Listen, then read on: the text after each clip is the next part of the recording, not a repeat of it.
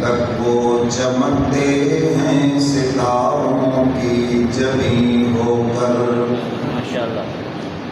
یا رب صلی وسلم دائما ابدا علی حبیبک خیر الخلق كلهم والحبیب الذی ترجع شفاعته بكل حول من الاهوال مختهم. درود پاک پڑھیں صلی اللہ علیہ وسلم.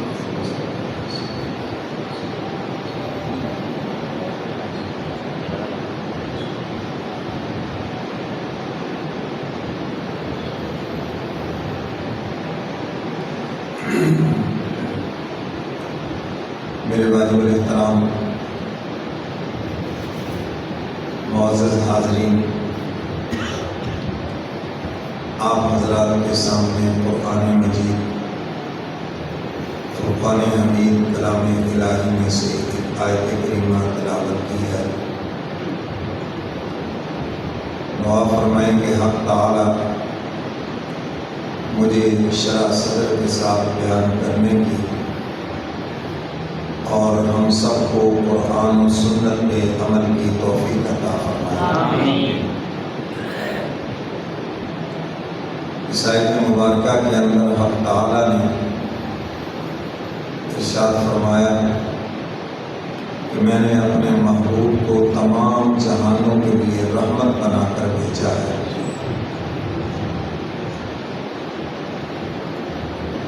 میرے محترم سامعین، چاہے انسانوں کا جہان ہو، چاہے جنات کا جہان ہو، جمادات ہو، نباتات ہو، زمین کے اندر ہو یا زمین کے اوپر ہو، یہ جتنے بھی جہان ہیں حق تعالیٰ نے اپنے محبوب کو سب کے لیے رحمت بنا کر بھیجا ہے. اور یہ آپ ہی کی رحمت کا صدقہ ہے کہ یہ جہاں قائم ہے. کیونکہ حضور علیہ السلام کی آمد کا مقصد ہی اللہ کی مخلوق کو اللہ کے ساتھ جوڑنا ہے اور اللہ کا تعارف کرانا ہے. اور اس جہاں کی بقا اس وقت تک ہے جب حق تعالیٰ کا نام لینے والے موجود ہیں. حدیث مبارکہ کا مفہوم ہے دھرتی پہ جب تک ایک بھی اللہ اللہ کرنے والا موجود ہے قیامت تک قیامت نہیں آئے گی. اور قیامت کب آئے گی؟ جب دھرتی پہ کوئی ایک بھی اللہ اللہ کرنے والا نہ رہے گا، یعنی اللہ کا ماننے والا بھی نہیں ہوگا، اللہ کا ماننے والا بھی نہیں ہوگا اور اللہ کا نام لینے والا بھی نہیں ہوگا. آپ سے کچھ نہیں کہا، اس سے کہا بس ہوا. اللہ تعالیٰ کا ذکر جب تک ہے، اس کا تذکرہ ہے اور اس کے ماننے والے ہیں تو یہ جہان قائم ہے. اور پیغمبروں کی آمد کا مقصد ہی یہ ہے کہ اللہ تعالیٰ کی الوہیت اور اس کی وحدانیت کو منوانا. تو میرے محترم سامعین، جس دن اللہ کا ذکر ختم ہو گیا، اللہ کا تذکرہ ختم ہو گیا تو یہ جہان ختم ہو جائے گا. اب جس گھر سے اللہ کا تذکرہ ختم ہو جائے آپ سمجھ لیں کہ اس گھر کی رونق بھی ختم ہو گئی. آج ہمارے گھروں میں جو بے سکونی ہے، بے چینی ہے، اس کی وجہ یہی ہے کہ آج اللہ کا ذکر ہی گھروں میں ختم ہے، قرآن کی تلاوت گھروں میں ختم ہے. سارا گھرانہ بس انٹرنیٹ کی دنیا میں کھو گیا، موبائل پکڑے ہوئے ہیں، بزرگوں سے لے کر بچوں تک سب مصروف ہیں اور قرآن کی تلاوت نام کی کوئی چیز نہیں. تھوڑی سی آواز، کوئی قرآن کی تلاوت نہیں گھروں میں، کوئی ذکر اذکار نہیں. پہلے بزرگوں کی گھروں میں بڑی بڑی تسبیحیں لٹکی ہوئی ہوتی تھیں، بڑے بڑے قرآن پاک پڑے ہوئے ہوتے تھے، سب ختم ہو گئے.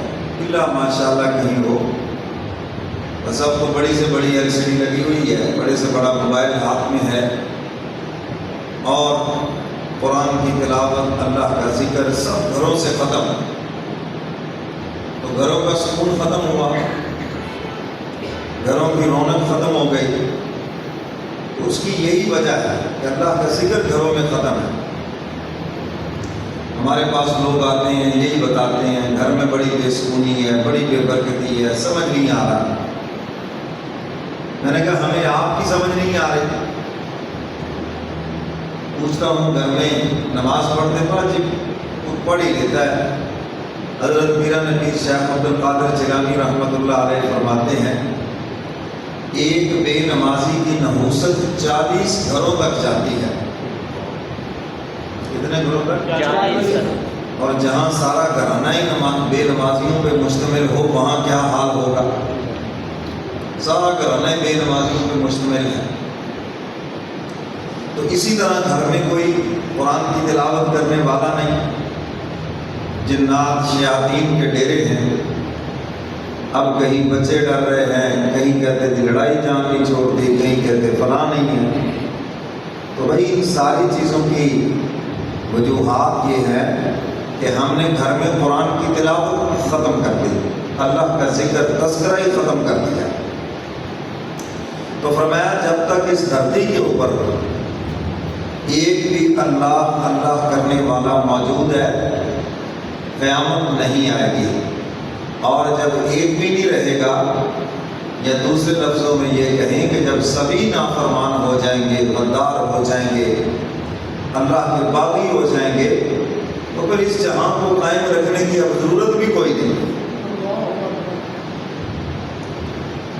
تو میرے محترم سامعین، حضور علیہ الصلوۃ والسلام تمام جہانوں کے لیے رحمت بنا کر بھیجے گئے، اور آپ کی رحمت سے ہر ایک نے فائدہ اٹھایا۔ ایمان والوں کو تو رحمت خاصہ ملی، لیکن کافروں نے بھی آپ کی رحمت عامہ سے فائدہ اٹھایا ہے۔ آج اگر کوئی کہے جی کوئی بدبخت اس کے کہے، بس ایک جگہ کھڑا کر دو گے، کوئی بدبخت اس کے کہے جی میں نے تو رحمت سے فائدہ ہی نہیں اٹھانا، تو اس کی مرضی ہے۔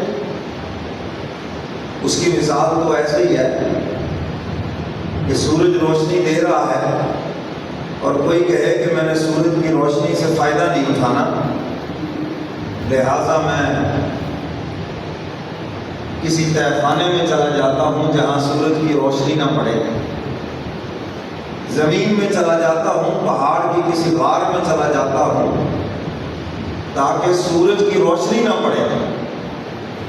تو بھائی اس کا اپنا قصور ہے، سورج تو روشنی دے رہا ہے، اس کی روشنی میں بھی بے شمار فائدے ہیں، بہت ساری بیماریوں کا علاج ہے۔ تو اب اگر کوئی خود فائدہ نہ اٹھائے تو سورج کا تو کوئی قصور نہیں ہے، وہ تو روشنی دے رہا ہے، ہر ایک کو دے رہا ہے۔ تو میرے محترم سامعین، حضور علیہ الصلوۃ والسلام کی رحمت سے سب نے فائدہ اٹھایا، کوئی مانے یا نہ مانے۔ اللہ تعالیٰ نے انبیاء علیہ الصلوۃ والسلام کو بھیجا، نبیوں نے جب اللہ کے پیغام سنائے، قوموں نے جھٹلایا، نبیوں کی بات نہیں مانی، تو حق تعالیٰ نے پھر عذاب بھیجا اور ان کو صفحہ ہستی سے مٹا دیا۔ یہ نہیں ہے کہ یہ اختیاری مضمون ہے، جس کا جی چاہے سو مان لے، جس کا جی چاہے تو نہ مانے، بلکہ بعض قوموں کو تو ایک دو گناہوں سے روکا گیا۔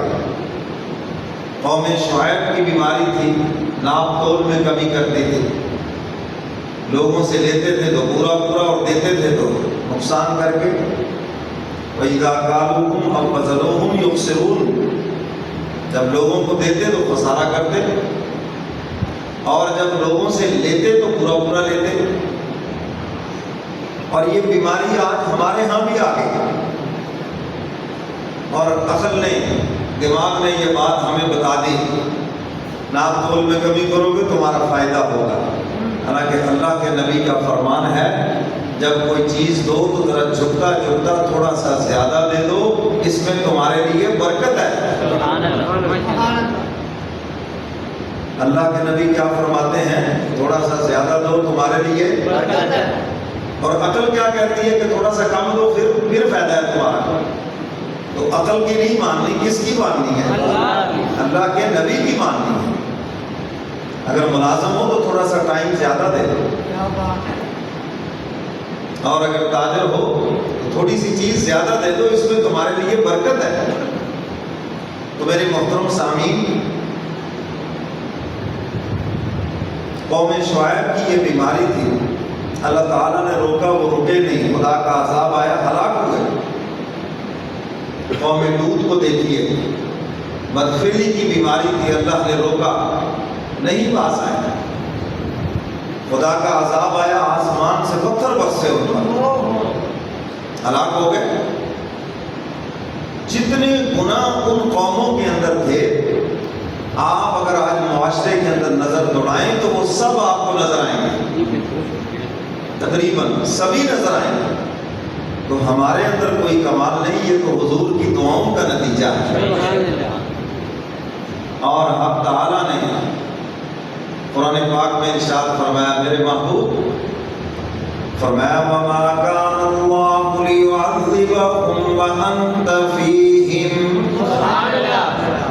وَمَا كَانَ اللَّهُ مُعَذِّبَهُمْ وَهُمْ يَسْتَغْفِرُونَ۔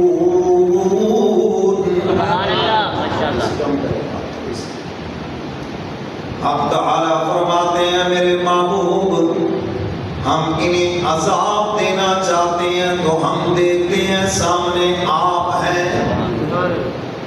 آپ کو دیکھ کر ہمارا آیا ہوا عذاب رک جاتا ہے۔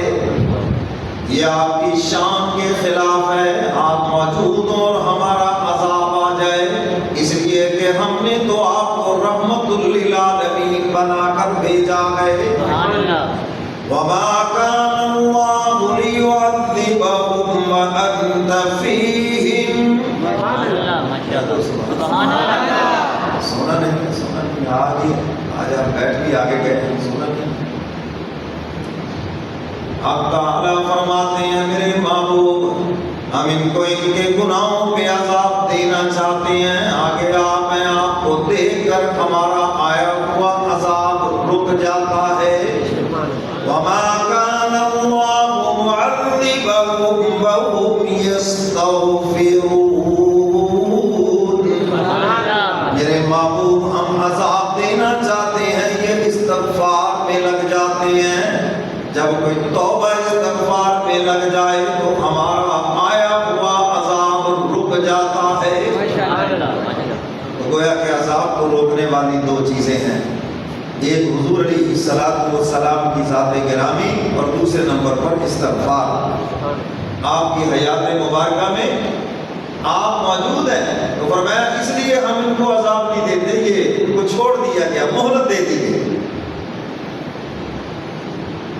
ورنہ مکہ والوں نے جو کیا، کفار نے جو آپ کے ساتھ سلوک کیا، کئی مرتبہ عذاب کے بادل آئے، اور میں محبوب ہم نے جب آپ کو دیکھا تو ہمارے جو غضب کے دریات تھے سب ٹھنڈے ہو گئے، اور فرمایا کہ وَمَا كَانَ اللَّهُ مُعَذِّبَهُمْ وَهُمْ يَسْتَغْفِرُونَ۔ جب یہ استغفار میں لگ گئے تو ہمارا آیا ہوا عذاب رک گیا۔ آج کتنے عذاب قوم پہ مسلط ہیں، اس کا علاج یہی ہے کہ ہم توبہ کر لیں، استغفار کر لیں، اللہ تعالیٰ سے معافی مانگ لیں کہ ہمارے گناہوں کی سزا۔ حضرت حسن بصری رحمۃ اللہ علیہ، ان سے کسی نے کہا کہ حجاج بن یوسف بڑا ظالم ہے، آپ ان کے لیے بد دعا فرمائیں۔ تو انہوں نے فرمایا جو ہمارے اعمال ہیں نا، اس کے بدلے تو چاہیے تھا کہ اللہ تعالیٰ کسی کتے اور خنزیر کو ہمارے اوپر مسلط کرتے، یہ تو ان کی شان رحمت ہے کہ پھر بھی انہوں نے کسی نہ کسی انسان کو ہمارے اوپر بٹھایا ہے۔ میرے محترم سامعین، اللہ کے نبی کا فرمان ہے کہ جس قسم کے تمہارے اعمال ہوں گے ویسے ہی حکمران ہوں گے۔ اب دودھ میں ملاوٹ کرنے والا برابر ملاوٹ کر رہا ہے اور کہتا ہے حکمران بہت برے ہیں۔ کاروبار میں دھوکہ کرنے والا ٹھگیاں مارنے والا، فراڈ کرنے والا، ناپ تول میں کمی کرنے والا، دھوکہ دینے والا، سارے کام کر کے کیا کہتا ہے حکمران بہت برے۔ ملازم ہے اپنے وقت میں چوری کرنے والا، وقت ضائع کرنے والا، چھٹیاں کرنے والا، آدھا ٹائم برباد کر کے کرسی پہ بیٹھنے والا، وہ بھی کہتا ہے حکمران بہت برے ہیں۔ غرضے کہ جس شعبہ زندگی میں آپ دیکھیں گے، ہر کوئی اپنے اپنے کام میں، الٹے کاموں میں پورا کام کر رہا ہے، اور آخر میں کہہ دیتا ہے کہ حکمران بہت برے ہیں۔ توبہ نعوذ باللہ۔ اللہ تعالیٰ نے پھر یہ تو بڑا ظلم کیا کہ ان نیک لوگوں کے اوپر بروں کو مسلط کر دیا۔ یہ ہمارے کرتوتوں کی وجہ سے سب کچھ ہے، اور جب تک ہم نہیں بدلیں گے یہ حکمران بھی نہیں بدلیں گے۔ لا یغیر ما بقوم حتی یغیروا ما بانفسہم، یہ اللہ کا قانون ہے۔ جب تک تم اپنا آپ نہیں بدلو گے اللہ تمہارا کچھ بھی نہیں بدلیں گے، پہلے تمہیں بدلنا پڑے گا، پھر ہم تعالیٰ تمہارے حالات بدلیں گے، ورنہ یہی صورتحال رہے گی۔ جو کچھ آپ دیکھ رہے ہیں یہ اس سے بدتر تو ہو جائے گا، بہتری کی کوئی توقع نہیں جب تک ہم نہیں بدلیں گے۔ ہمارے اندر سے حکمران بننے ہیں نا۔ جب چوری چکاری، ہیرا پھیری، 2 نمبری، ٹھگی ہمارا مزاج بن جائے گا تو پھر ہم میں سے بھی کوئی جائے گا تو یہی کرے گا جا کر۔ تو میرے محترم سامعین، ان ساری سختیوں کا ایک ہی علاج ہے، ہم استغفار کر لیں، معافی مانگ لیں۔ ایک گھرانہ معافی مانگے گا وہ گھرانہ خوشحال ہو جائے گا، اگر ایک فرد معافی مانگے گا وہ فرد خوشحال ہو جائے گا۔ اور اپنی دعاؤں میں سب سے پہلے توبہ استغفار سے بات شروع کریں۔ بہت سے لوگوں کو یہ بھی غلط فہمی ہے کہ ہم نے کون سے کو بڑے گناہ کیے ہیں، یہ بھی بڑی غلط فہمی ہے بہت سو کو۔ تو میرے محترم سامعین، رات کے معمولات میں جب آپ سوئیں تو اس وقت بھی گناہوں سے معافی مانگیں۔ حکیم الامت مجدد ملت حضرت مولانا اشرف علی تھانوی رحمۃ اللہ علیہ فرماتے ہیں، ایک مرتبہ تو زندگی بھر کے گناہوں کی معافی مانگیں،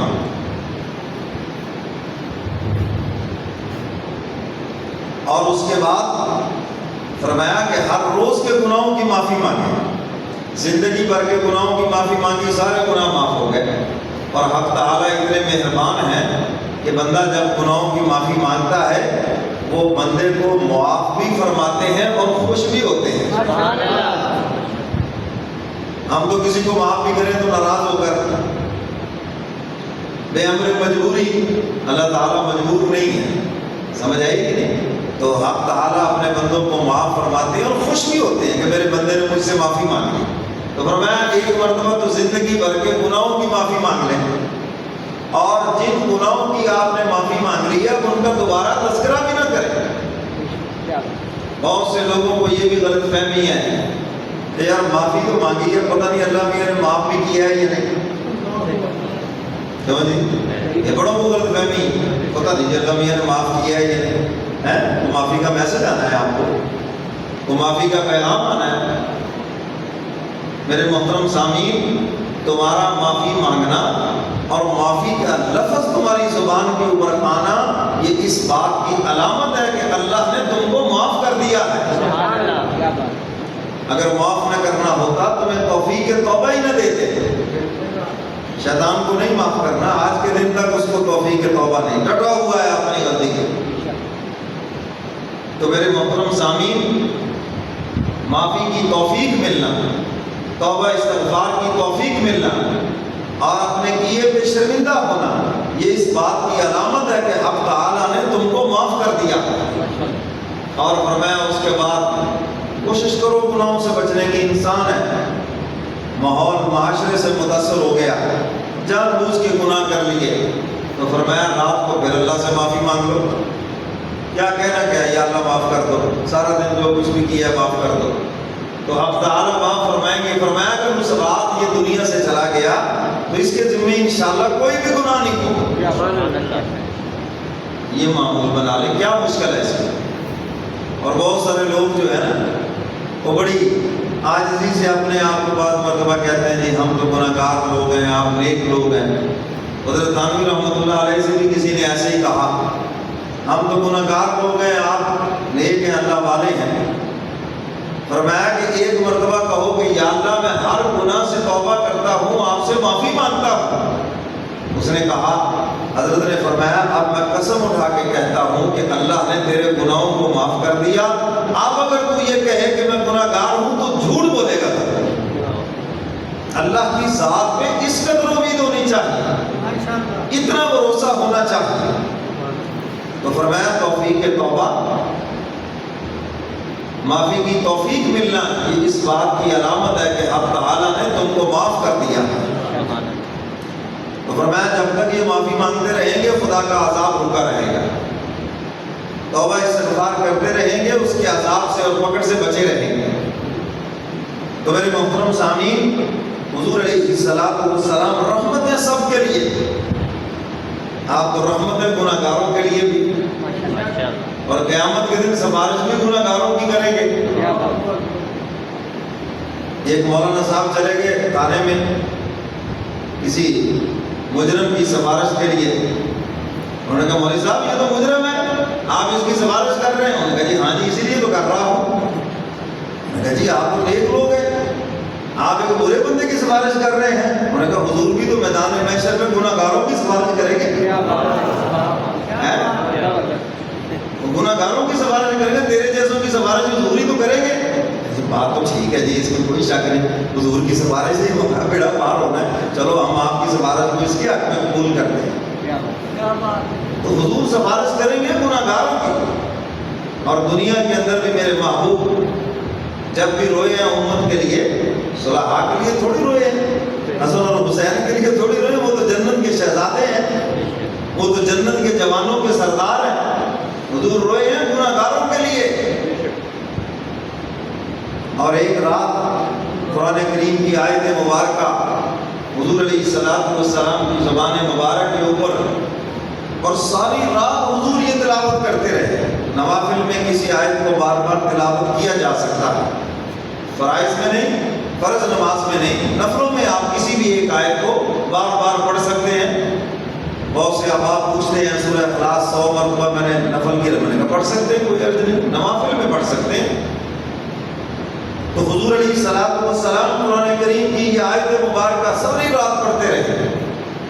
فرمایا ان تعذبهم فإنهم عبادك، سبحان اللہ، ان تعذبهم فإنهم عبادك، وإن تغفر لهم فإنك أنت العزيز الحكيم۔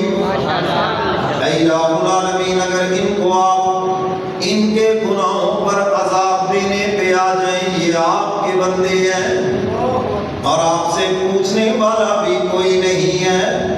اے الہ العالمین، میں یہ تو نہیں کہتا کہ یہ گناہ نہیں کر کے آئیں گے، بلکہ یہ تو ٹھوکریں کھا کے آئیں گے، قدم قدم پر ٹھوکریں کھا کے آئیں گے، گناہوں کے انبار لے کر آئیں گے۔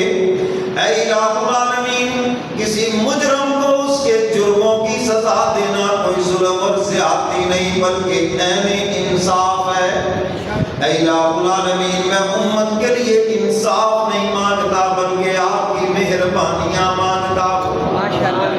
اے الہ العالمین، میں انصاف نہیں مانگتا بلکہ آپ کا فضل و کرم مانگتا ہوں۔ ان تعذبهم فإنهم عبادك، اے الہ العالمین، اگر آپ ان کو ان کے گناہوں پہ عذاب دینے پہ آ جائیں، یہ آپ کے بندے ہیں اور آپ سے پوچھنے والا بھی کوئی نہیں۔ وَإِن تَغْفِرْ لَهُمْ فَإِنَّكَ أَنْتَ الْعَزِيزُ الْحَكِيمُ۔ اے الہ العالمین، اگر اپنے معبود کی برستی ہوئی آنکھوں کی طرف دیکھ کر انہیں معاف کر دے تو تب بھی آپ سے پوچھنے والا کوئی نہیں۔ اے الہ العالمین، وَإِن تَغْفِرْ لَهُمْ، اگر آپ ان کو معاف کر دیں، یہ نہیں کہ یہ آپ کی دسترس سے باہر ہیں، آپ کی پکڑ سے باہر ہیں، یا ان کے إنك أنت العزيز الحكيم. آپ زبردست حکمتوں والے ہیں، آپ پوری گرفت رکھتے ہیں ان کے اوپر. اے الہ العالمین، اپنے محبوب کے آنسوؤں کی طرف دیکھ کر اگر انہیں معاف کر دیں تو آپ سے پوچھنے والا کوئی نہیں ہے. یہ اللہ کے دربار میں درخواست کر رہے ہیں. اور اما جان فرماتی ہیں صبح کے وقت حضور علیہ الصلوۃ والسلام یوں ہاتھ اٹھا کر آسمان کی طرف دیکھ دیکھ کر یہ دعا کر رہے ہیں. تو جبریل امین آئے اور آ کے عرض کیا اللہ کے محبوب، اب تعالیٰ نے آپ کی فریاد کو سن لیا ہے. اور اب تعالیٰ فرماتے ہیں محبوب سے کہہ دو ہم امت کے بارے میں آپ کو خوش کر دیں گے. تو میرے محترم سامعین، حضور علیہ الصلوۃ والسلام روئے ہیں گناہگاروں کے لیے. اور حضور علیہ الصلوۃ والسلام نے ایک موقع پر ارشاد فرمایا تھا میرے صحابہ یہ امت کو بتا دو مجھ سے تمہارے لیے جو کچھ بھی ہو سکا کیے جا رہا ہوں، لیکن ایک بات یاد رکھنا تمہارے نامہ اعمال کے اندر شرک نہ ہو. کیا بات؟ اگر تمہارے نامہ اعمال میں شرک ہوا تو فرمایا پھر کان کھول کے سن لو میری سفارش بھی تمہارے کام نہیں آئے. کیا ہے شرک کی ڈیفینیشن؟ اللہ تعالیٰ کی ذات اور اس کی صفات میں کسی کو شریک نہیں ٹھہرانا. اللہ کی ذات میں کہ اللہ کی طرح اللہ کوئی نہیں، اور اللہ کی صفات زندہ کرنا، مارنا، رزق دینا، اولاد دینا، عزت دینا، ذلت دینا، نفع دینا، نقصان دینا، یہ سب کے سب کس کے کام ہیں؟ سارے بولو کس کے کام ہیں؟ اللہ کے کام ہے. اللہ کے ان کاموں میں نہ نبی شریک ہیں، نہ صحابہ شریک ہیں، نہ ولی غوث قطب ابدال شریک ہیں. وہ وحدہ لا شریک ہے. لم یلد ولم یولد ولم یکن لہ کفوا احد. نہ اس کی خدائی میں کوئی شریک ہے نہ کوئی اس کے برابر ہے. وہ وحدہ لا شریک ہے. تو فرمایا نامہ اعمال کے اندر شرک نہ ہو. اور یہ جو ریاکاری ہے یہ بھی شرک میں داخل ہے. اور جو ریاکار ہیں عبادت کے اندر ریاکاری کرتے ہیں قیامت کے دن یہ بھی مشرکوں کی صفوں میں کھڑے ہوں گے. حضور علیہ الصلوۃ والسلام نے ارشاد فرمایا شرک خفی جانتے ہو کیا چیز ہے؟ حضرات صحابہ کرام نے عرض کیا اللہ کے محبوب اللہ اس کے رسول زیادہ جانتا ہے. تو حضور علیہ الصلوۃ والسلام نے ارشاد فرمایا ریاکار دکھلاوا کرنے والا عبادات میں فرمایا ریاکاری یہ بھی شرک خفی ہے، چھپا ہوا شرک ہے. اور آج یہ بیماری کوٹ کوٹ کر ہمارے اندر بھری ہوئی ہے. یہ ریاکاری کا جو مرض ہے نا یہ خانقاہوں کے اندر نکلتا ہے، یہ تقریروں سے نہیں نکلتا. یہ کان کھول کے بات سن لیں، عبادت سے بھی ریاکاری نہیں نکلے گی. یہ تو کسی اللہ والے کے پاس جانا پڑے گا، کسی روحانی معالج کے پاس جانا پڑے گا، اور پھر جا کر کچھ وقت گزرے گا تو جا کر یہ ریاکاری نکلے گی. جب نوک ٹوک ہوگی، جی پوچھ گچھ ہوگی. آج ہم اسی لیے تو ادھر دلیر ہے تو ہمیں پوچھنے والا ہی نہیں ہے کوئی.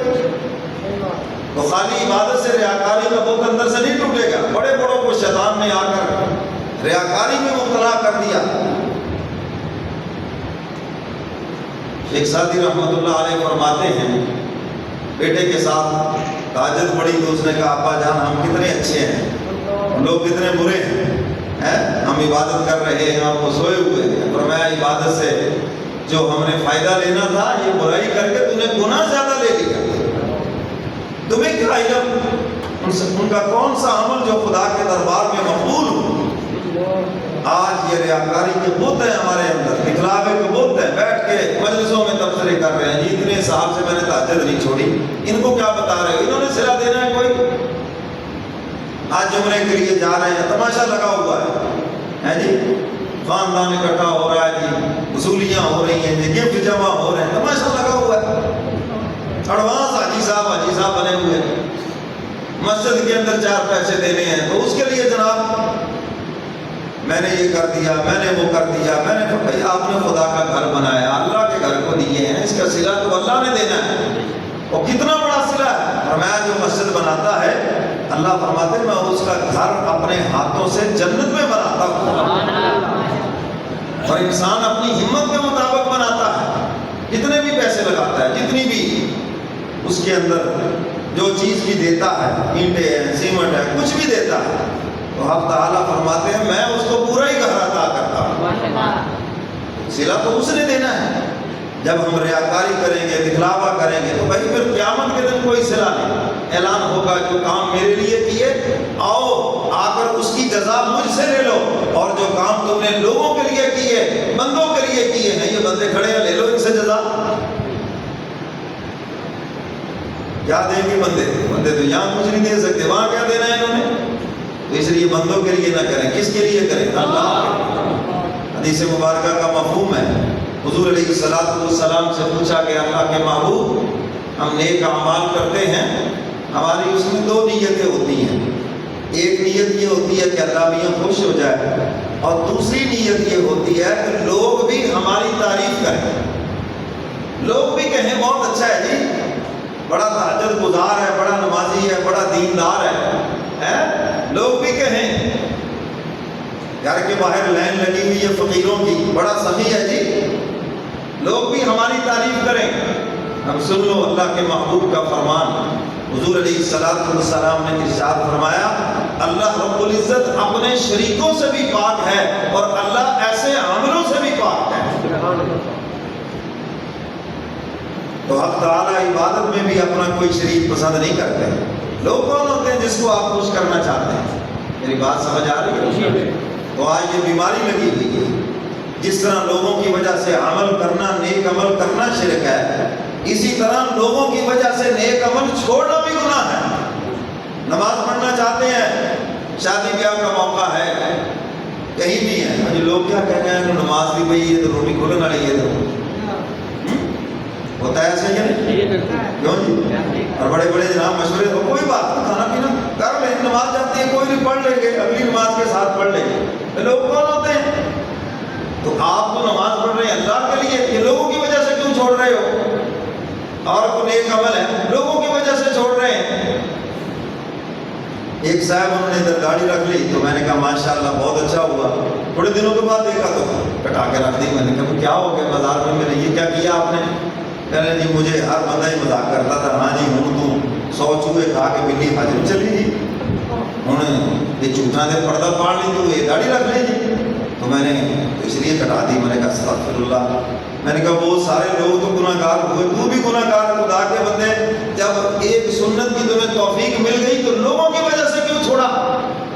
اس کا مطلب یہ ہے کہ داڑھی رکھی تھی حضور کی سنت سمجھ کر نہیں رکھی تھی۔ اگر حضور کی سنت سمجھ کے رکھتے تو پھر سارا زمانہ بھی تمہیں کچھ کہتا، پرواہ نہ کرتے۔ خواجہ عزیز الحسن مجذوب رحمۃ اللہ علیہ نے داڑھی رکھ لی، انگریز دور میں ڈپٹی کلیکٹر تھے۔ اب لوگوں نے مذاق اڑانا شروع کر دیا، خواجہ صاحب آپ نے کیا مسجد کی امامت سنبھال لی ہے؟ یہ آپ نے داڑھی رکھ لی ہے، اتنے بڑے آفیسر ہو اور تم نے جناب داڑھی رکھ لی ہے۔ تو خواجہ صاحب نے بڑی عجیب بات فرمائی، اپنی داڑھی کی طرف اشارہ کر کے جو شعر پڑھا، اور مجھے دیکھ دیکھ کے ہنسنے والوں، مجھے دیکھ دیکھ کے ہنسنے والوں، کہیں محبت تم کو بھی مجھ سا نہ بنا دے۔ مجھے دیکھ کے ہنس رہے ہو سکتا ہے تمہارے دلوں میں بھی حضور کی سچی محبت بیٹھ جائے اور تم بھی میری طرح داڑھی رکھ دو۔ سمجھ آئیے بات کہ نہیں؟ جو محبت میں رکھے گا پھر سارا زمانہ اس کو تانے دیتا رہے، وہ کبھی نہیں کٹوائے گا، اور جتنے اس کو تانے ملیں گے اس کا الگ سے اللہ اس کو اجر عطا فرمائیں گے۔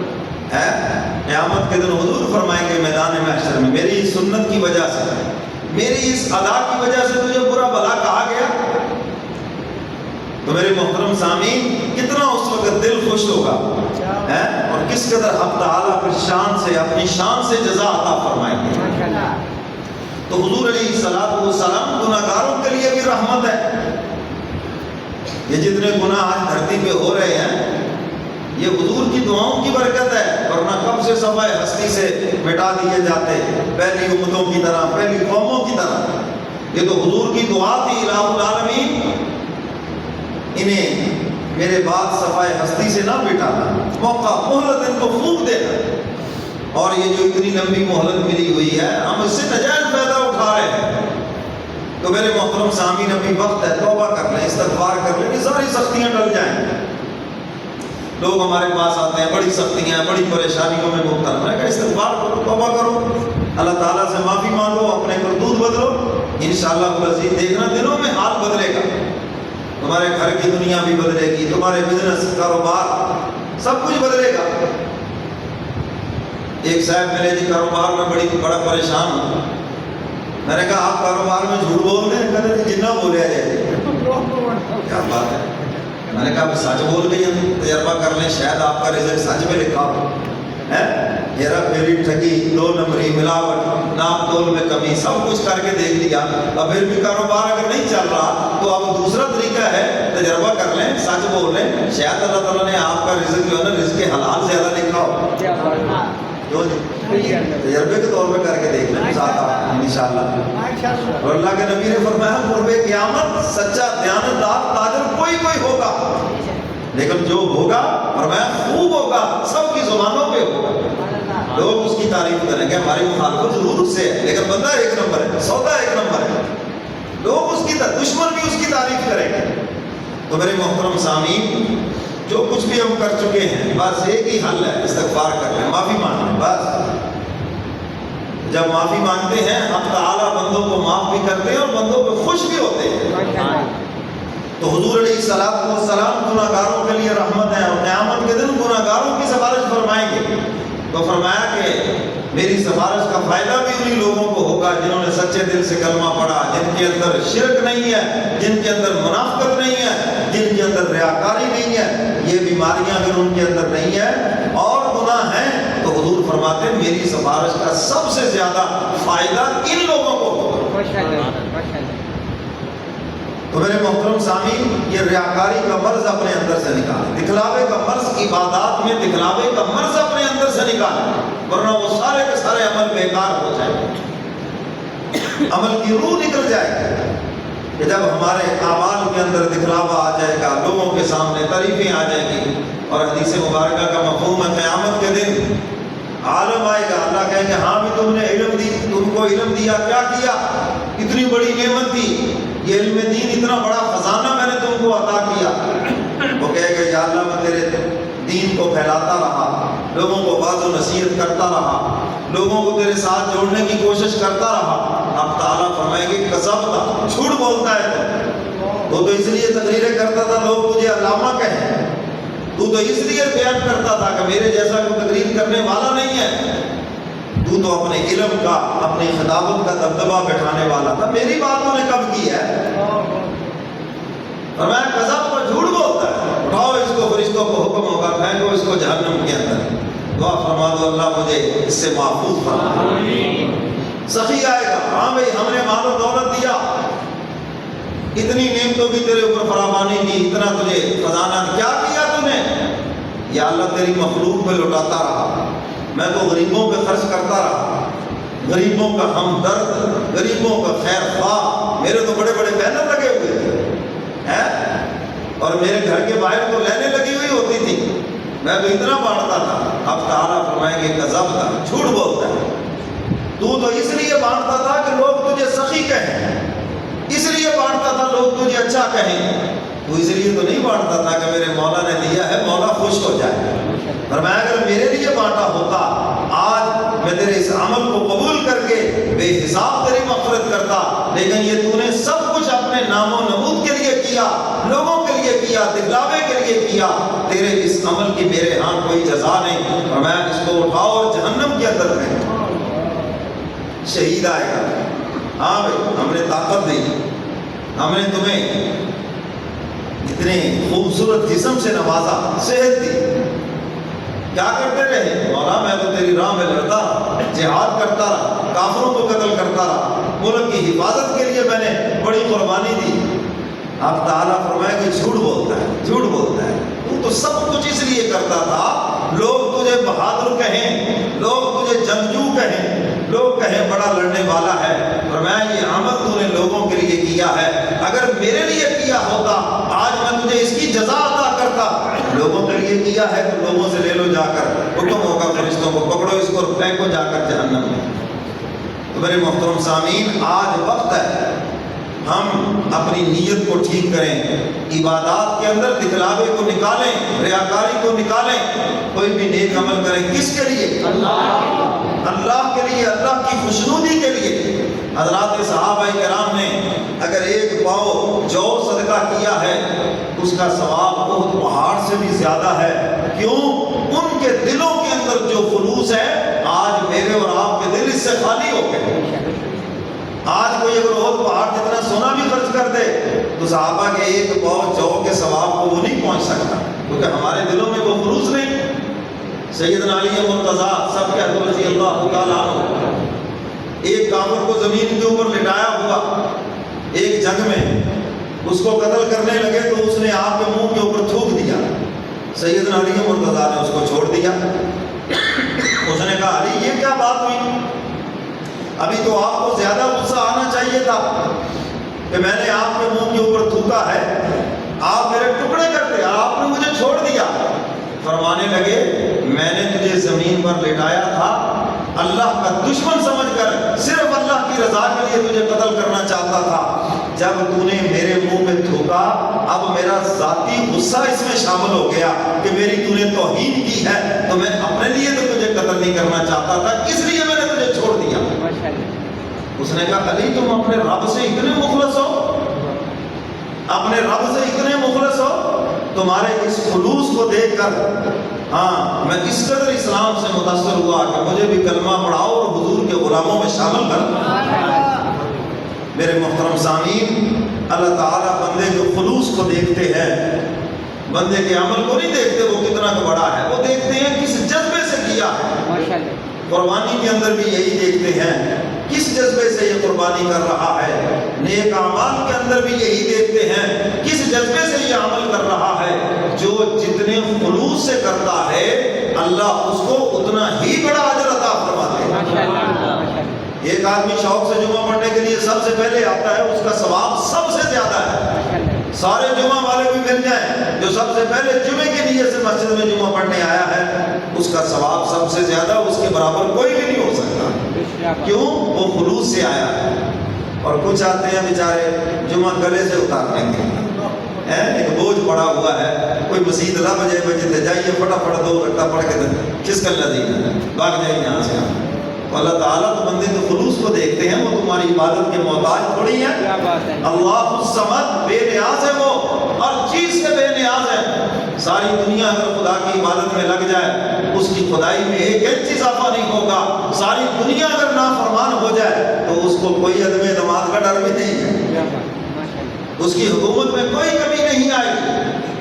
تو عبادت کریں گے اپنے لیے، اپنا فائدہ ہے اس کے اندر۔ یہاں بڑے بڑے نمونے ملتے ہیں، نماز پڑھتے پڑھتے بے نمازی ہو گئے، کیا تکلیف ہوئی؟ بڑا جی نقصان بڑا ہو گیا، اسی نمازہ بھی پڑھتے سی، اسی کہ نمازہ بھی چھوڑو فائدہ ہی کوئی نہیں، یعنی نماز اس لیے پڑھتے کہ اللہ ہمارا کوئی نقصان نہ کرے۔ عجیب سوچ ہے یار تمہاری۔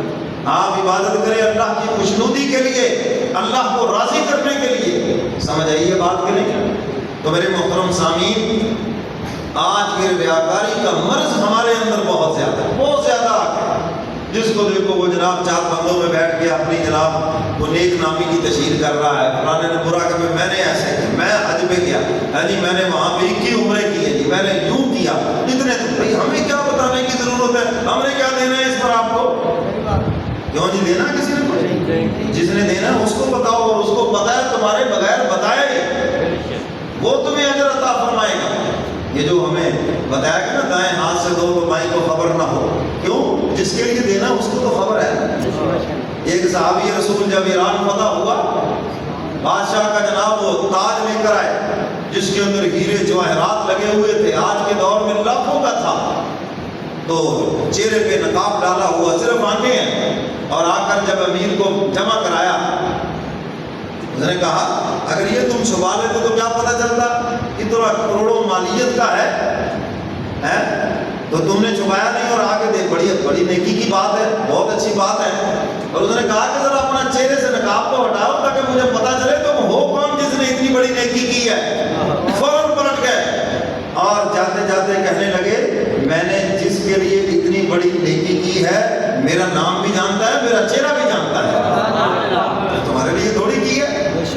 تو حضرات صحابہ کرام نیکیاں کر کے بھی ڈرتے تھے، چھپ چھپ کے. حضرت ابو ہریرہ رضی اللہ تعالیٰ عنہ ایک دن کمرے میں چھپ کے نماز پڑھ رہے ہیں اندر سے گھٹی لگا کر، کوئی مجھے دیکھ نہ لے. تو یہ کہ بلا تکلم صحابی تھے، ساتھ ان سے دوستی تھی، انہوں نے ہاتھ ڈالا اور وہ کھول دی گھٹی. تو 2 رکعت اب پاس بیٹھے رہے، حضور کے دربار میں آ گئے اور آ کے عرض کیا اللہ کے محبوب میں چاہتا تھا کہ کوئی ایسی نماز ضرور پڑھوں جس میں مجھے کوئی نہ دیکھے. تو میں نے ایسے کنڈی لگا کے پڑھنا شروع کی، تو میرے فلاں دوست آ گئے اور انہوں نے ایسے دروازہ کھولا اور وہ اندر آ گئے. حضور علیہ السلام نے فرمایا تمہیں 2 اجر ملے ہیں، ایک چھپ کر نماز پڑھنے کے اور ایک اعلانیہ نماز پڑھنے کے. فرمایا دکھلاوا یہ نہیں کہ کسی کے سامنے عبادت نہیں کرنی، دکھلاوا تو یہ ہے تمہارے اندر یہ نیت ہو کہ لوگ مجھے دیکھ لیں. جب تمہارے اندر یہ بات نہیں ہے. ایک بزرگ نے بڑے اچھے طریقے سے بات سمجھائی. فرمایا اگر کوئی بکریوں کے ریوڑ میں نماز پڑھے، میں نے کہا خلوص کیا ہے؟ میں نے کہا اگر کوئی بکریوں کا ریوڑ، بکریوں کا کیچڑ ہو اور وہ اس کے بیچ میں کھڑے ہو کر نماز پڑھے، تو کیا اس کے دل میں یہ بات ہوتی ہے کہ یہ بکریاں میری تعریف کریں؟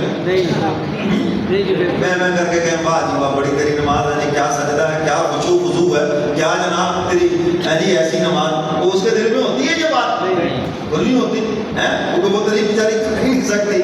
تو فرمایا بالکل انسانوں کے اگر مجمع میں وہ نماز پڑھے تو یہی اس کی کیفیت ہونی چاہیے کہ میری نماز کی کوئی تعریف نہ کرے، میں تو اللہ کے لیے پڑھ رہا. سمجھ آئیے بات؟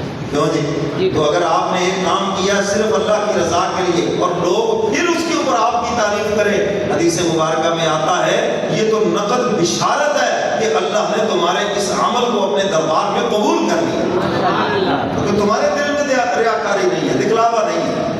تم اندر سے یہ نہیں چاہتے کہ لوگ میری تعریف کریں، تم تو اندر سے صرف مولا کو راضی کرنا چاہتے ہو.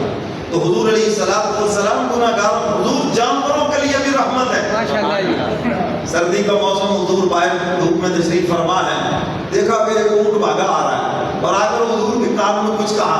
حضور نے فرمایا اس کے مالک کو بلاؤ. بلایا تو فرمایا کہ تمہارا یہ اونٹ مجھے شکایت کر رہا ہے، تم بوجھ زیادہ لاتے ہو اور اس کو چارہ تھوڑا دیتے ہو. دیکھو نا اس کا کتنا بڑا قد ہے، کتنا بڑا اس کا پیٹ ہے، تو اس کی خوراک بہت زیادہ ہے، تو اس کو خوراک پوری دو. حضور جانوروں کے لیے بھی رحمت ہے. ماشاءاللہ. فرمایا وما ارسلناک الا رحمۃ للعالمین. اب تعالیٰ فرماتے ہیں میرے محبوب ہم نے آپ کو تمام جہانوں کے لیے رحمت بنا کر بھیجا ہے. جتنے بھی جہان ہیں اس عالم کے اندر، اس زمین کے اوپر جتنے جہان ہیں، اس زمین کے اندر جتنے جہان ہیں، میرے محبوب تمام جہانوں کے لیے ہم نے آپ کو رحمت بنا کر بھیجا ہے. حق تعالیٰ فرماتے ہیں میرے محبوب میں رب العالمین ہوں اور آپ رحمت للعالمین ہیں. میں تمام جہانوں کا پالنے والا ہوں اور میرے محبوب آپ تمام جہانوں کے لیے رحمت ہیں. اور اس کو دوسرے انداز میں یوں بھی کہہ سکتے ہیں، حق تعالیٰ فرماتے ہیں جہاں تک میرے محبوب میری خدائی کا ڈنڈا بجے گا وہیں تک آپ کی مصطفائی کا ڈنڈا بجے گا. ہم نے آپ کو تمام جہانوں کے لیے رحمت بنا کر بھیجا. حضور تو دشمنوں کے لیے بھی رحمت ہے. کیا بات؟ طائف میں تشریف لے گئے، طائف والوں نے جو سلوک کیا آپ نے بارہا یہ بیان سنا ہے، علماء سے سنا ہے، پڑھا بھی ہوگا. آپ کے جسم اطہر کو زخمی کر دیا، نرم و نازک جسم جس پہ پتھروں کی بارش. اور جب حضور نے بنا لیے ایک غار کے قریب اور ایک جو ہے باغ کے اندر آ کر بنا لی، تو فرشتے آ گئے اور آ کے عرض کیا اللہ نے یہ سب دیکھ لیا، ہواؤں کا نظام میرے ہاتھ میں، پہاڑوں کا نظام میرے ہاتھ میں، اگر آپ اجازت دیں ابھی آپ کی آنکھوں کے سامنے، پھر ان کو مزہ چکھا دیں اس بدسلوکی کا، ابھی آپ کی آنکھوں کے سامنے 2 پہاڑوں کے درمیان اس بستی کو ایسے پیس کے رکھ دیں جیسے چکی آٹے کو پیس کے رکھ دیتی ہے. تو حضور نے فرمایا ٹھہرو ذرا مجھے اس سے بات کرنے دو جس نے مجھے رحمت للعالمین بنا کر بھیجا. اور پھر خدا کے دربار کے اندر حضور روئے، اللہم ان تہلک ہذہ العصابہ، اے الہ العالمین انہیں ہلاک نہ کرنا. اے الہ العالمین اگر آج کسی کا بچہ زخمی ہو جائے، باپ کا اشتعال دیکھا نہیں جاتا، اس کا غصہ دیکھا نہیں جاتا، اے الہ العالمین غضب کے دریا نہ ابل پڑے، اے الہ العالمین نے صفائے ہستی سے نہ مٹانا، تیرا محبوب دعا کر رہا ہے ان کے لیے، اے الہ العالمین یہ میرے مقام اور میرے مرتبے کو جانتے نہیں ہیں، اگر یہ میرے مقام اور میرے مرتبے کو پہچان لیں، یہ ابو بکر و عمر کی طرح میرے غلام بن جائے، اے الہ العالمین میں نا امید نہیں ہوں، اگر یہ لوگ ایمان نہیں لائے، آپ کی رحمت سے امید ہے کہ ان کی نسلیں ضرور مجھ پر ایمان لائیں گی۔ اور پھر محمد بن قاسم وہیں کا رہنے والا ہے، اسی طائف کا رہنے والا ہے، اور دیکھو وہ اسلام لے کر ہمارے یہ سندھ کے علاقے تک پہنچا ہے۔ تو میرے محترم سامعین، حضور رحمت ہے، دشمنوں کے لیے بھی رحمت ہے، اور کہنے والے نے خوب کہا ہے، سب تو اعلیٰ مقام والا تے شان والا میرا نبی ہے، حضور کی شان ہے، دشمنوں کے لیے بھی دعا کر رہے ہیں، حضور علیہ الصلوۃ والسلام ان کی ہدایت کے لیے بھی دعا مانگ رہے ہیں، سب تو اعلیٰ مقام والا تے شان والا میرا نبی ہے، وہ ساڑے ورگے نکمیانو بخشان والا میرا نبی ہے۔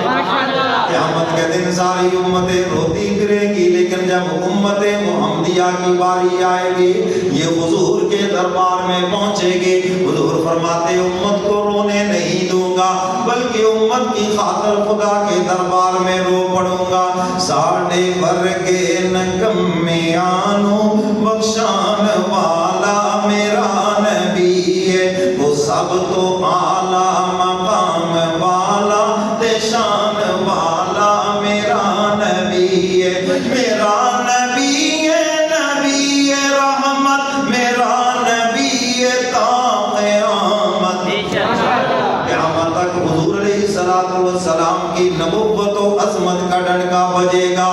حضور فرماتے ہیں میں آخری نبی ہوں، میرے بعد قیامت تک کوئی بھی نبی نہیں آئے گا، جو بھی آئے گا نبوت کا دعویٰ کرے گا، حضور فرماتے ہیں وہ جھوٹا ہے، حضور فرماتے ہیں سلاسون کذابون دجالون، میرے بعد 30 جھوٹے آئیں گے اور وہ نبوت کا دعویٰ کریں گے، حضور فرماتے ہیں وہ سب جھوٹے ہیں، میں آخری نبی ہوں، میرے بعد کوئی نبی نہیں آئے گا، عیسیٰ علیہ السلام آئیں گے، حضور کے امتی بن کر آئیں گے، وہ حضور کی شریعت کا پرچار کریں گے، اپنی شریعت کا پرچار نہیں کریں گے، تو قیامت تک حضور کی نبوت و عظمت کا ڈنکا بجے گا۔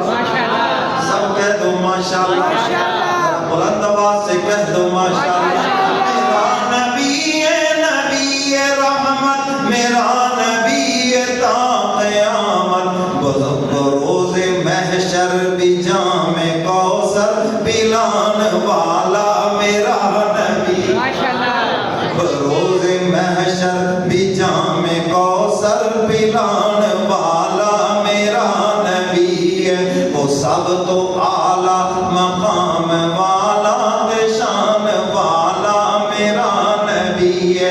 حضور علیہ الصلوۃ والسلام کے ایک معجزے کا شاعر تذکرہ کرتا ہے، ذرا سنو تو صحیح، قطادہ نو سی جنگ وچ تیر لگیا، سی اکھ دا ڈیلا تلی تے رکھیا، پھر کیا ہوا، لعاب لا کے او انگلی اکھ نو لگان والا میرا نبی۔ حضور علیہ الصلوۃ والسلام نے اپنا لعاب دہن حضرت قطادہ کی آنکھ ڈیلا ہتھیلی کے اوپر ہے اور اس کو لعاب دہن لگایا، یہی آب شفا ہے، اس کو آنکھ میں رکھا، عرض کرتے اللہ کے محبوب مجھے تو ایسے لگا جیسے آنکھ میں کوئی تکلیف ہی نہیں۔ خیبر کے موقع پر سیدنا علی مرتضیٰ رضی اللہ تعالیٰ عنہ کی آنکھیں خراب ہیں، پانی بہ رہا ہے، نظر کچھ نہیں آ رہا، حضور فرماتے ہیں علی کو بلاؤ، آج ٹھنڈا اس کے ہاتھ میں دوں گا، فتح ہوگی۔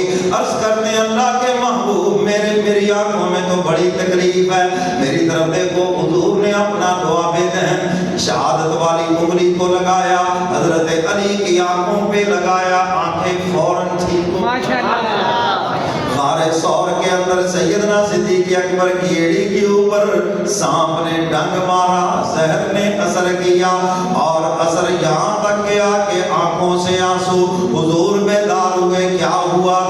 ڈنگ مارا ہے کسی موذی جانور نے، میرے محبوب نے اپنا لعاب دہن ابو بکر کی ایڑی پہ لگایا اور زہر کا اثر فوراً ختم ہو گیا۔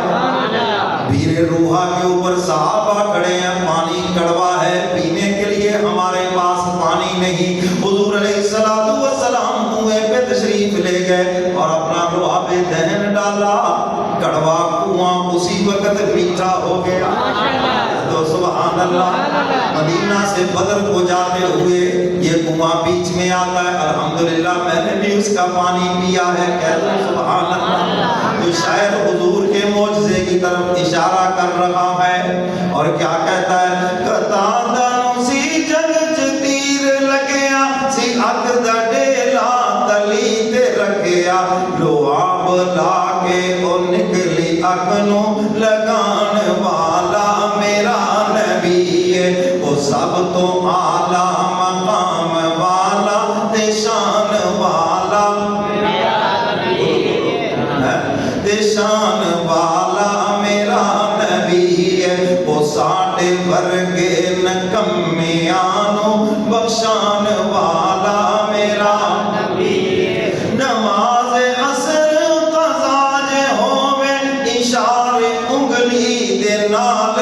سونا، سب کہہ دو سبحان اللہ۔ دو قبیلوں میں صلح کرانے کے لیے تشریف لے گئے، حضور نے فرمایا آؤ نا میں تمہیں ایسا عمل نہ بتاؤں جس کا ثواب نماز روزے صدقہ خیرات سب سے زیادہ ہے۔ صحابہ نے عرض کیا حضور ضرور بتائیں، حضور فرماتے ہیں دو لوگوں کے درمیان صلح کرا دینا ہے۔ یہ صلح کرانے کا عمل آج لڑانے والے تو بہت ہیں، تماشا دیکھنے والے تو بہت ہیں، خاندان میں لڑائی کرانے والے، اور لڑائی کرا کرا کے آخر میں کہتے ہیں اسی جانے ہیں تسی کٹے رہو، ان کے سر پڑوا کے پرچے کروا کے بابا ساڈی خواہش ہے اسی برا کٹھے ہی رہو، پورا زہر ہو کر کے۔ لیکن حضور فرماتے ہیں یہ بدترین لوگ ہیں جو مخلوق میں جدائیاں ڈالتے ہیں، دوستوں میں جدائیاں ڈالتے ہیں، رشتہ داروں میں جدائیاں ڈالتے ہیں۔ فرمایا کہ سب سے اچھا انسان وہ، حضور فرماتے ہیں آؤ نا ایسا عمل بتاؤں جو سارے عملوں سے بڑھ کر۔ صحابہ نے پوچھا کون سا عمل؟ حضور فرماتے ہیں دو لوگوں کے درمیان صلح کرا دینا۔ کہہ دو سبحان اللہ۔ سورج غروب ہونے کے قریب چلا گیا، حضور نے صلح کرا دی اس قبیلے کی۔ اب یہ نبی کا معجزہ، کہہ دو سبحان اللہ۔ اللہ نے وقت کو باقی رکھا اور حضور نے وقت میں نماز پڑھی، شاعر اسی کی طرف اشارہ کر رہا ہے۔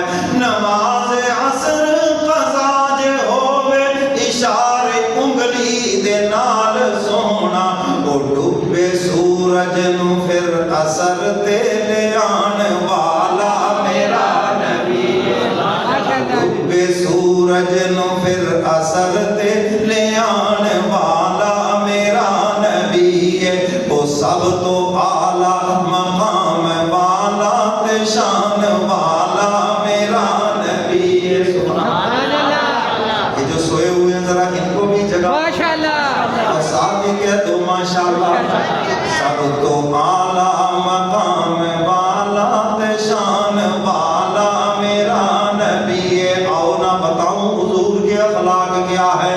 میرے کملی والے پیغمبر رحمت للعالمین، شاعر کیا کہتا ہے؟ وہ دشمنا تے عطا کردا، او بیریاں لئی دعا کردا۔ دشمنوں کے لیے عطائیں ہیں، جن سے مخالفت ہے حضور انہیں کے اوپر خرچ کر رہے ہیں۔ کہہ دو سبحان اللہ۔ ہم سے تو کوئی تھوڑی سی بات سلوکی کرتے ہیں، میرا پیو لگے دے تو لگے تو جی کہتے ہیں حضور کے اخلاق دیکھو، ہم اسی نبی کی امتی ہیں، اپنے اندر ضرب پیدا کرو۔ شاعر کیا کہتا ہے ذرا سنو تو صحیح۔ او دشمنا تے عطا کردا، او ویریاں لئی دعا کردا، او گٹھڑی مائی دی اپنے سر تے اٹھان والا میرا نبی ہے۔ سبحان اللہ۔ مکہ چھوڑ کے جا رہی ہے، باہر رکھ کر گٹھری کھڑی ہے، وہ آ جائے میرے سر پہ رکھ دے۔ حضور آ گئے، حضور نے گٹھری اٹھائی، فرمایا اماں جان آپ میرے سر پہ رکھیں، میں چھوڑ آتا ہوں، آپ نے کہاں جانا ہے؟ حضور کے سر پہ گٹھری، بوڑھی اماں پیچھے پیچھے چل رہی ہے۔ حضور پوچھتے اماں جان کہاں جانا ہے؟ جی فلاں بستی میں، مکہ چھوڑ کے جا رہی ہوں۔ کیوں چھوڑ کے جا رہی ہو؟ یہاں ایک صحابی آ گیا ہے، دین سے پھرا ہوا آ گیا ہے، اس نے باپ اور بیٹے کے درمیان جدائی ڈال دی، وہ نیا دین لے کے آ گیا، وہ بتوں کی مخالفت کرتا ہے، بچیوں کو زندہ دفن کرنے سے منع کرتا ہے، اس لیے میں مکہ چھوڑ کے جا رہی ہوں۔ سارا رستہ حضور کی شان میں گستاخیاں کر رہی ہے۔ جب منزل پہ پہنچی، میرے محبوب نے گٹھری زمین پہ رکھی، اماں کہتی بیٹا ذرا نام تو بتاؤ نا اپنا، تاکہ کبھی مکے میں آؤں میں تجھ سے ملوں، تیرے اس احسان کو یاد رکھوں۔ حضور فرماتے اماں جان میں وہی محمد صلی اللہ علیہ وسلم، حضور کا نام ہے،